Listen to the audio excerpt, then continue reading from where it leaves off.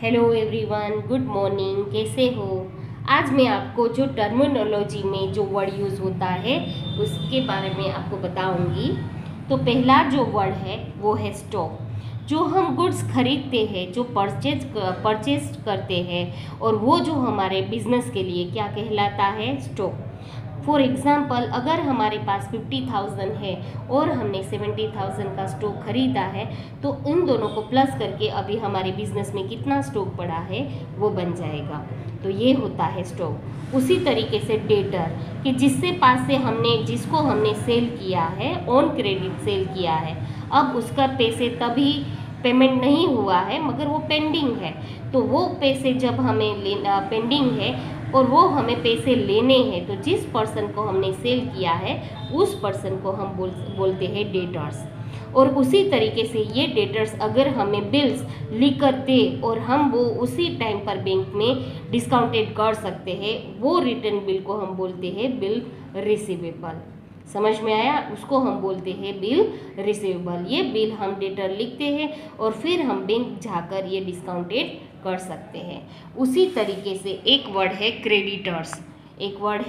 Creditors. तो जिसके पास से हमने परचेज किया है मगर पेमेंट उसको की नहीं है, और वो पेमेंट हमने क्या रखा है? पेंडिंग रखा है, तो हम वो पर्सन हमारे लिए क्या कहलाता है?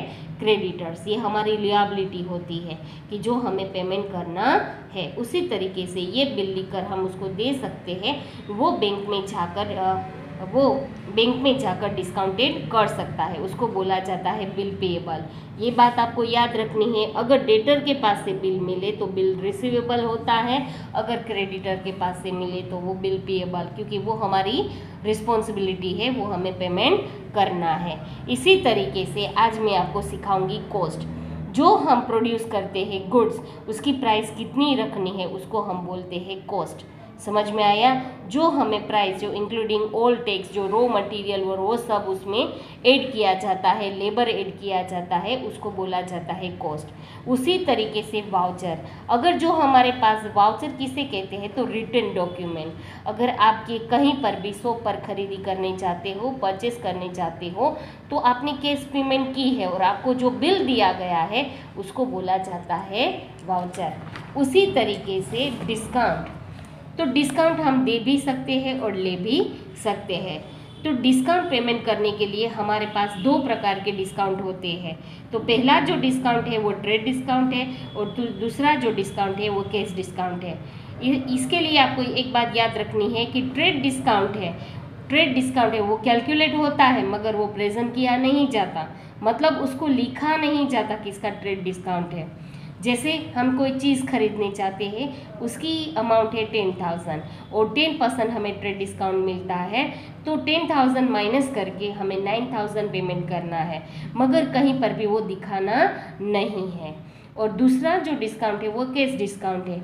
अगर हमें कैश डिस्काउंट पेमेंट करना है और 10% अगर हमें डिस्काउंट मिलता है, तो वो हमें बुक में प्रेजेंट करना है कि 10,000 में से 10% हमें कैश डिस्काउंट मिला, तो हमें बताना है कि 1,000 कैश डिस्काउंट और 9,000 पेमेंट किया है वो, है ना। तो ये बात इन दोनों के लिए आपको याद रखनी है कि ट्रेड डिस्काउंट कैलकुलेट किया जाता है मगर वो प्रेजेंट नहीं किया जाता है, और कैश डिस्काउंट कैलकुलेट भी किया जाता है और प्रेजेंट भी किया जाता है।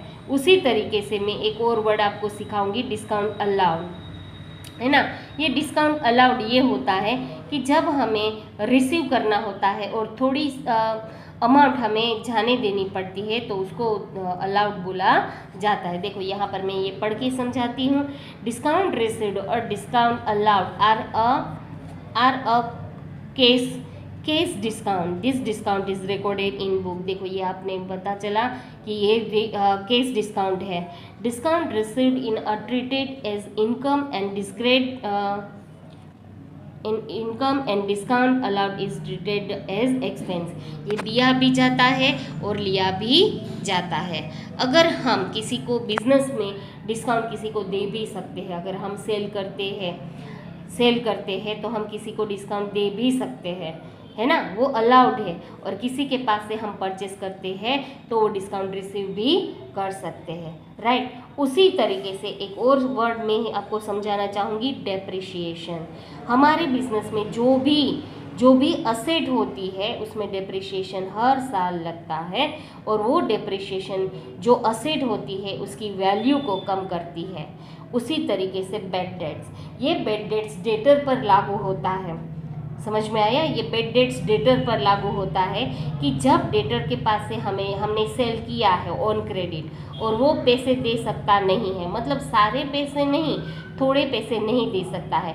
जैसे 10,000 का हमने गुड्स बेचा है मगर वो 9,000 ही हमें पेमेंट कर सकता है, तो 1,000 हमें जाने देने पड़ते हैं और वो 1,000 को हम बोलते हैं बेड डेट्स।